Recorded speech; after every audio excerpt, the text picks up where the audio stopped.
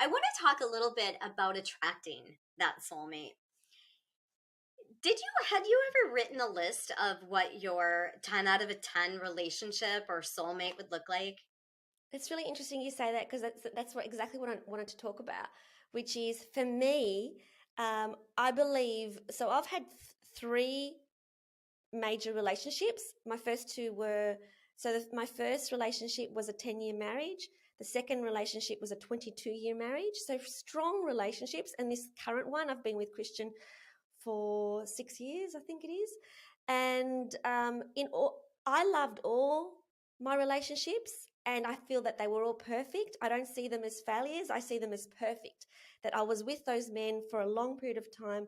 I loved those men. I still have a deep love for those men, and I'm very grateful for the relationships that I had with them. But I've got to say that I think one of the reasons as to why I attracted such high quality, high caliber partners that I love dearly, even now, even after we're separated with my second ex-husband, we're still great friends. Like we catch up all the time. And so the reason being is that I believe that at the point where I met my past partners and Christian, that I was open minded with all of them.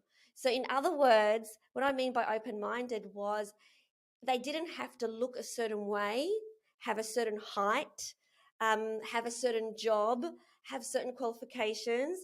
So it was like this. I was open minded about the kind of person that I would end up with.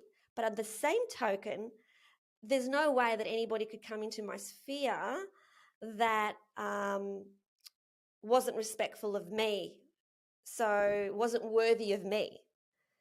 Yeah.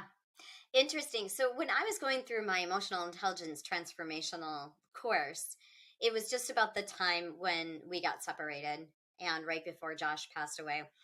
And I remember thinking, in order to have hope again, because as you know, that situation is really hard when you're going through a divorce and you're scared and you're sad and you're angry and all of the emotions. I remember one of my good friends had said to me, write a list of your 10 out of 10 of what you want in a partner someday. And what I learned is, a lot of it is like what we're not getting that we want. And if you're interested, I would love to read you my list. Are you okay?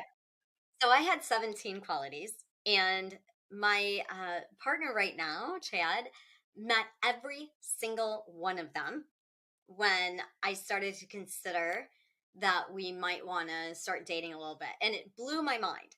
So here it is: kind, trustworthy, loving, handsome, makes a good living or an entrepreneur, loves to travel, generous, authentic, vulnerable, open, and connected, believes in himself, accepts my family, is respectful and is proud to be with me. I'm proud to be with him, is fun, happy, and joyful, is a good listener and understanding, is healthy and fit, likes to cook with their partner, and enjoys time with friends and alone.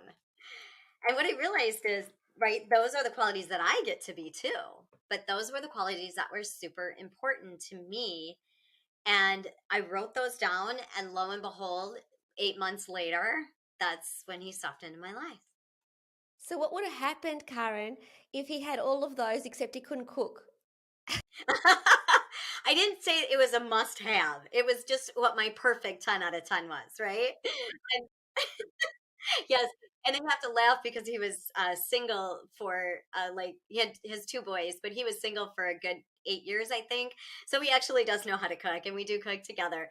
And it was to me, it wasn't like it had to be this, but this is my perfect like 10 out of 10. And it's amazing how when we put it out there, right? Like when we declare things in the universe, that's what we get. So that's my suggestion for anyone that's listening. Write down what a 10 out of 10 looks like for you. I love it. And you know what I love about that is that your way and my way is actually different and maybe even polar opposite, but we both there is no one way. So you had the list and what I said was I'm open. So I'm really, really open in the kind of person that will enter my world. and you had the list that worked for you and that worked for me. So it just goes to show you that really there is more than one way to attract your perfect partner, but it goes back to being really sure about who you are. Because one thing I said earlier was that with the energy that I'm carrying, which is I feel an energy of deep love for myself. And that's not an egoic love, but a deep compassion for who I am, a deep compassion for my mistakes, a deep compassion for my perceived, stuff ups or whatever. That when you hold yourself in that kind of esteem, you just cannot. A person won't enter your sphere that will dishonor that. Like the energy will misalign. So it's all energy, and we're running at a certain vibration. And so if you're really down on yourself, you're angry at yourself, and you judge yourself, then guess what? You're going to attract in your life someone who's going to treat you like that. Thanks for watching. We hope you loved it. And if you did, please like this video and subscribe to the channel.